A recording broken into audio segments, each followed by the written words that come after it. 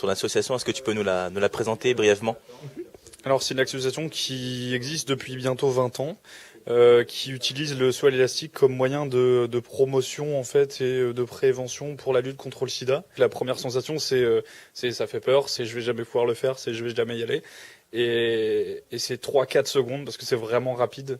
Donc il y a 3-4 rebonds avec l'élastique, mais c'est la première chute qui est la plus impressionnante parce que on se rend pas encore compte qu'il y a un élastique.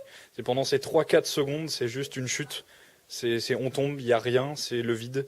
Et c'est ça qui est génial. Quel rapport en fait entre le sexe et le saut à l'élastique s'envoyer en l'air? Quand on se rend face, on est face à quelqu'un qui est contaminé, qui a la maladie. Sur le moment, on perd ses moyens. Moi, je sais que l'association m'a fait découvrir ces gens-là.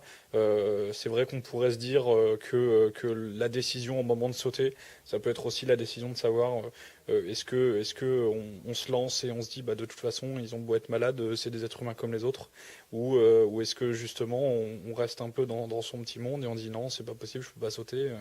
Je pense qu'effectivement on peut avoir cette analogie, mais après ça reste quand même relativement différent. On va avoir d'un côté une sensation forte, et puis de l'autre côté une sensation humaine.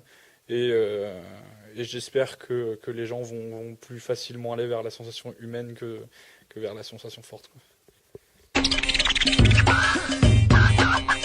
Le prochain investissement de l'assaut, je pense que ça doit être un trépied quand même. Ouais.